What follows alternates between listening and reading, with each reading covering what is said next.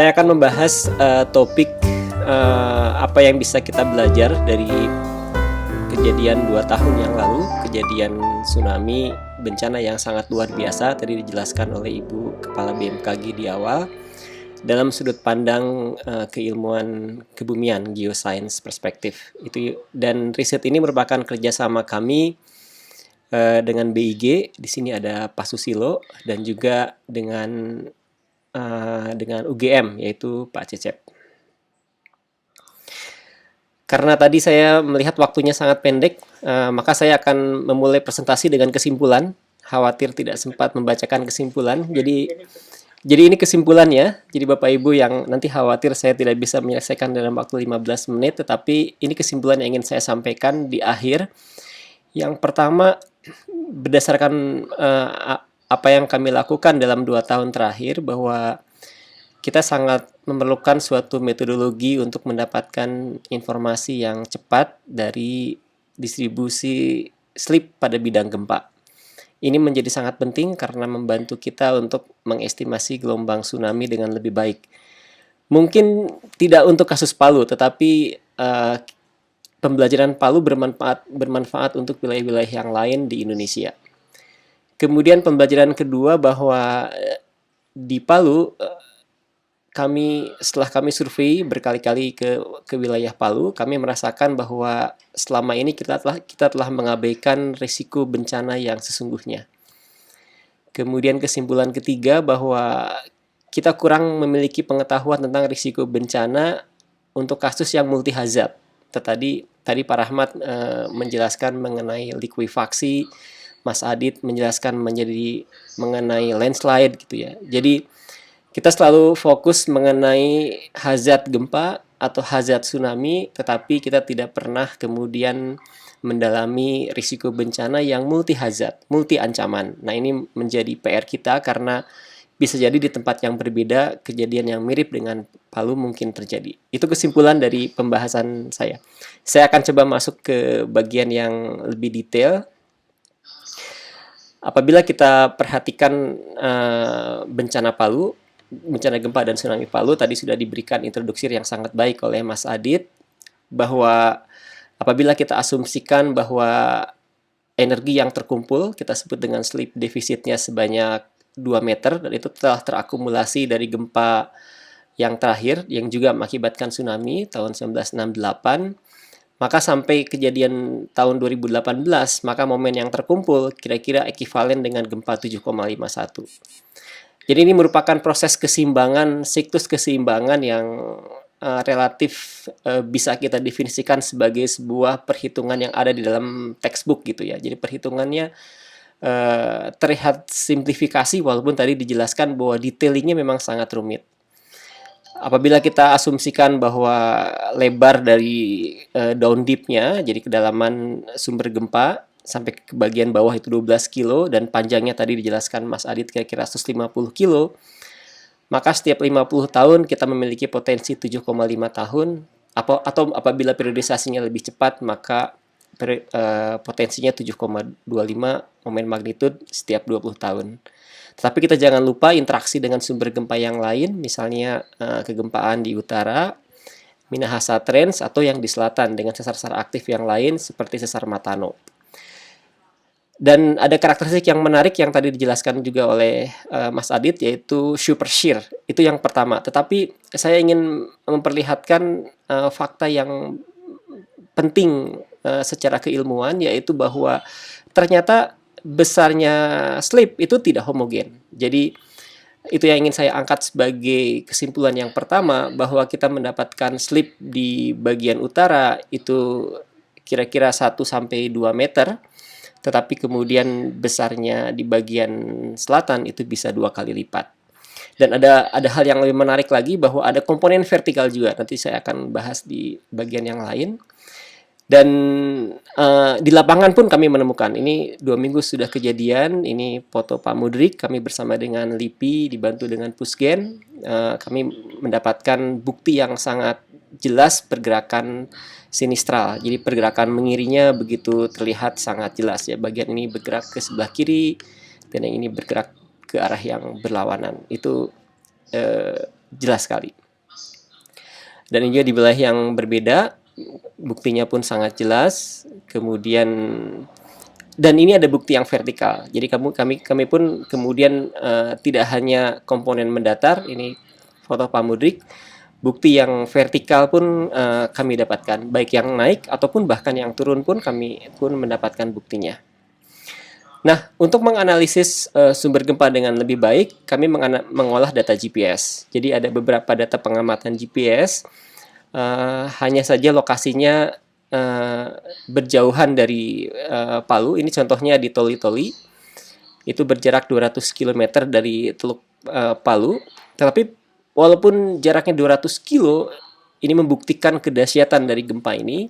Kita bisa melihat ada kami menyebutnya offset koseismik, jadi offset pada saat gempa yang cukup signifikan. Jadi Bapak Ibu bisa melihat ini adalah komponen timur barat. Jadi kami olah data dari tahun 2010 sampai akhir 2019 dan kita bisa melihat pola bahwa titik tersebut bergerak gitu ya secara steady, linier, tapi kemudian kita mendapatkan offset yang tiba-tiba akibat gempa. Dan kita menemukan pola offset juga di stasiun yang di selatan Palu, yaitu di Palopo. Datanya tidak sepanjang yang tadi, ini diolah dari tahun 2016, kita pun mendapatkan offset yang sama juga. Jadi tiba-tiba stasiunnya loncat gitu ya. Dan ini koseismic offset, jadi offset akibat gempa, dan ini statik gitu ya, bukan akibat goncangan. Jadi kalau goncangan terus balik lagi, tetapi ini sifatnya statik. Nah, apabila kemudian kita tampilkan semua pola-pola pergeseran tadi untuk titik pengamatan yang jaraknya jauh, jadi yang tadi ini yang di Toli-Toli dan kemudian yang ini adalah yang di Palopo, kita bisa melihat Bapak Ibu sekalian bahwa gambar ini bercerita mengenai bahwa fakta bahwa pola dari slip atau pergeseran pada bidang gempa itu tidak homogen. Tadi Mas Halid pun memperlihatkan bukti dari data INSAR pun berbicara hal yang sama. Dari data GPS pun membuktikan hal yang sama, bahwa kemudian kita mendapatkan titik yang kira-kira jaraknya sama dari Teluk Palu, sama-sama 200 kilo, di Toli-Toli itu bergerak 25,5 mili. Jadi kira-kira 2,5 cm ke arah timur laut. Sementara yang Palopo itu bergerak kurang dari 6 mili, dominan lebih ke arah selatan. Jadi kita bisa melihat walaupun kemudian titiknya jauh-jauh, tetapi pola yang sama pun kita masih bisa melihat bahwa kemudian kita mendapatkan pola pergeseran sesar geser sinistral. Tetapi ini kemudian mengindikasikan adanya heterogenitas dari distribusi slip. Nah, kami dengan BIG saat ini dan sedang menginisiasi riset bekerja sama dengan BMKG juga, kami coba mengestimasi magnitud. Harapannya tidak hanya magnitud, tapi kita juga bermaksud mengestimasi slip dengan cepat menggunakan data pengamatan GPS. Nah, beberapa metode yang sedang kami coba, ini peneliti utamanya terutama Pak Susilo dari BIG. Jadi kemudian kami menggunakan rumusan sederhana dari Melgar. Kita menggunakan relasi antara besarnya koseismic offset dengan besarnya magnitud. Jadi beberapa model sudah dibuat berdasarkan jarak, kemudian offset, dan kemudian kita mengestimasi magnitud. Ada beberapa rumusan yang dibangun secara empirik, yang ini sedang kami coba. Dan ini beberapa hasilnya. Ini untuk stasiun yang tadi di selatan, di Palopo. Kami bekerjasama dengan terutama BIG dan BMKG. Dan Bapak Ibu bisa melihat, jadi yang paling atas ini adalah komponen tadi, utara selatan. Yang ini adalah komponen bergerak timur barat. Ada beberapa hal yang menarik misalnya. Jadi ini adalah 0 itu adalah waktu sesudah terjadi gempa. Dan kita kemudian mendapatkan offset yang sangat besar, misalnya ini untuk komponen timur barat, kira-kira mungkin sekitar 70-80 detik sesudah gempa, dan kemudian mencapai maksimum di 90 detik sesudah gempa.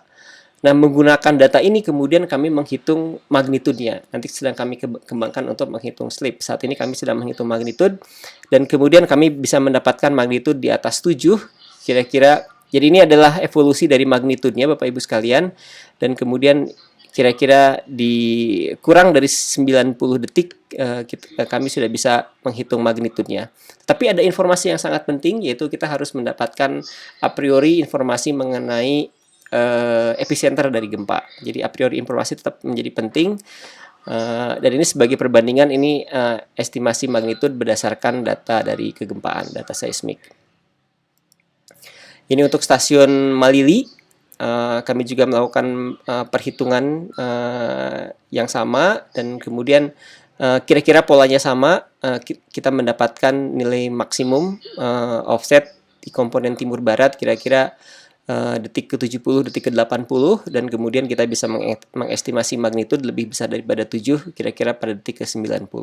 Nah, ini yang sedang kami lakukan secara riset bersama yang kami lakukan dengan BMKG dan bekerja sama dengan BIG, sedang kami kembangkan. Makanya statusnya in preparation, ini baru hasil awal. Nah, pada saat distribusi slip sudah kami dapatkan, dan ini menjadi sangat penting, ini dalam proses. Ini sebagai contoh risetnya dari Sokwet di Palu juga, yang kemudian mendapatkan bukti bahwa vertikal displacement itu ada gitu ya. Jadi kemudian menemukan di sekitar Palu Bay, yang saya tampilkan hanya komponen yang vertikal, jadi yang sebelah ini adalah vertikalnya. Jadi yang biru itu artinya turun, kemudian tetapi juga ada yang naik, ada yang uplift. Ini yang uplift ini kami dapatkan juga buktinya di lapangan, tetapi untuk yang di sekitar sini karena di laut tidak ada buktinya, tetapi dari inversi data INSAR kemudian indikasi bahwa heterogenitas dan kemudian uplift itu ada. Kami sangat berharap bahwa informasi penting ini bisa didapatkan jauh lebih cepat. Jadi kalau kita menunggu INSAR-nya baru ada, mungkin perlu beberapa hari prosesnya. Nah, kami ingin memaksimalkan jaringan continuous GPS yang ada, digabungkan dengan data seismik untuk mendapatkan informasi slip dengan cepat. Itu yang riset yang sedang kami lakukan. Kenapa hal itu sangat penting? Kami pun coba melakukan proses simulasi tsunami misalnya. Ini simulasinya tidak muncul, tetapi yang kami dapatkan bahwa kami tanpa kemudian memasukkan unsur vertikal, kami tidak bisa mendapatkan genangan yang lebih tinggi dari 1 meter gitu ya. Apalagi tadi ada informasi dari Mas Adit, tanpa memasukkan unsur dari landslide, maka kemudian genangannya tidak akan seperti dari pengamatan. Ada beberapa model yang kemudian berusaha memasukkan deformasi koseismik yang vertikal, ternyata memang memasukkan informasi yang vertikal. Vertikal tidak harus uplift, bisa juga kemudian subsidence turun. Itu ternyata membuktikan akan mengenhance, memperkuat tinggi tsunami dibandingkan yang horizontal saja. Nah, kombinasi horizontal dan vertikal kemudian terbukti bisa meningkatkan potensi ketinggian dari tsunami. Nah, ini yang sekarang sedang kami coba lakukan. Dan kemudian sesudah ketinggian tsunami-nya kami dapatkan dengan bentuk realistis, sekarang kami sedang menganalisis kerusakan di Palu. Jadi kami menggunakan deep learning. Jadi kami mengolah lebih dari 77 citra satelit, dan kami mendeteksi banyak sekali bangunan di Palu, dan ini tingkat kepercayaan deteksinya mendekati 80%. Jadi kemudian diidentifikasi tidak hanya bangunannya, jadi kami punya data citra sebelum dan sesudah, dan kemudian akhirnya kami bisa mendefinisikan tingkat kerusakannya. Jadi kami kemudian mengkaji citra keseluruhan Palu, terutama di daerah Teluk, tapi sedang kami kembangkan juga ke bagian selatan. Jadi kami mendeteksi banyak sekali data bangunan, menganalisis banyak data citra satelit di wilayah sana, dan akhirnya kami bisa mendefinisikan kerusakan. Tetapi kerusakan yang didefinisikan dengan deep learning perlu diverifikasi, dan tim bekerjasama dengan Tadulako. Ini surveinya baru selesai beberapa hari yang lalu. Jadi kami kembali berangkat ke lapangan untuk melihat tingkat kerusakan di sana. Jadi kami membuat beberapa kategori dari mulai merah sangat rusak, kemudian rusak sedang, ringan, dan tidak rusak. Memverifikasi apa yang kami lakukan dengan menggunakan deep learning. Dan ini adalah hasil peta kerusakan yang bisa kami buat, dan ini kemudian beberapa daerah juga diverifikasi dengan survei langsung di lapangan, dan kemudian kami mendapatkan beberapa korelasi sederhana bahwa apabila tinggi tsunami-nya lebih dari 2,5 meter, maka persentase kerusakannya mencapai di atas 60% gitu ya. Jadi kalau kita mendapatkan, tidak kita harapkan ada tsunami di atas 2,5 meter, maka berpotensi untuk merusak lebih dari 60%. Dan ini menjadi sedang kami kembangkan, dan ini merupakan informasi penting untuk konteks mitigasi di wilayah yang lain, termasuk juga untuk Palu masa depan. Pertanyaannya adalah kenapa kita perlu mengambil pembelajaran di Palu? Karena tidak kita harapkan, tetapi gempa dengan mekanisme yang mirip mungkin terjadi di wilayah yang berbeda. Jadi di wilayah Indonesia, terutama di bagian timur, bahwa konteks tektonik yang mirip dengan Palu itu ada beberapa juga wilayah yang lain. Jadi gempa dengan mekanisme yang mirip, yang kemudian tadi Mas Adit menjelaskan mungkin mengenerate landslide, bisa juga kemudian ada likuifaksi seperti yang dijelaskan oleh Pak Rahmat, itu mungkin terjadi. Dan gempa yang mengakibatkan risiko multi ancaman, ini multi hazard, ini sangat mungkin terjadi di Indonesia. Jadi kita sering memotong-motong atau kita sering memfokuskan hanya pada satu ancaman, bahwa kemudian model 3 ancaman yang terjadi di satu lokasi itu sangat mungkin. Ada gempa bersamaan dengan tsunami, bersamaan dengan likuifaksi, bahkan ada landslide gitu ya. Mungkin jadinya 4. Jadi risiko multi ancaman itu harus kemudian menjadi kajian yang sangat penting di Indonesia untuk masa depan. Ini sebagai contohnya, ini adalah untuk seluruh wilayah Indonesia Timur. Kami sedang melakukan riset, misalnya kami menghitung ini second invariant dari strain menggunakan data GPS. Kita melihat daerah-daerah yang seperti tadi di Palu, tetapi ini sedang menabung, sedang mengakumulasi energinya, dan sangat mungkin energi yang tersebut dilepaskan seperti gempa. Seperti gempa tidak kita harapkan dengan magnitudo mirip dengan Palu. Jadi sangat mungkin bahwa kejadian Palu mungkin terjadi di wilayah yang lain dengan kondisi tektonik yang mirip, walaupun tidak persis sama dengan Palu, tapi kami melihat bahwa dalam perhitungan second invariant dari strain yang kami lakukan, bahwa akumulasi memang sedang berlangsung di berbagai tempat di wilayah kita. Baik, dan ini kembali ke kesimpulan, dan saya termasuk yang beruntung bisa sampai ke akhir ke kesimpulan. Jadi kami merasakan perlu informasi cepat dari distribusi slip dari gempa, karena heterogenitas dari slip dari gempa sangat mempengaruhi perhitungan dari tsunami, selain juga faktor yang lain. Bahwa selama ini kita selalu mengabaikan risiko bencana yang sesungguhnya. Untuk itu kami mendukung riset-riset dengan menggunakan deep learning untuk mendefinisikan lokasi-lokasi yang mungkin terdampak mendapatkan risiko yang serius akibat bencana. Dan ini poin yang ketiga, kita sering abai dengan kemungkinan risiko bencana multi ancaman. Jadi kita sering fokus pada satu ancaman, tapi Palu memberikan pembelajaran kita bahwa multi ancaman sangat mungkin terjadi di wilayah Indonesia.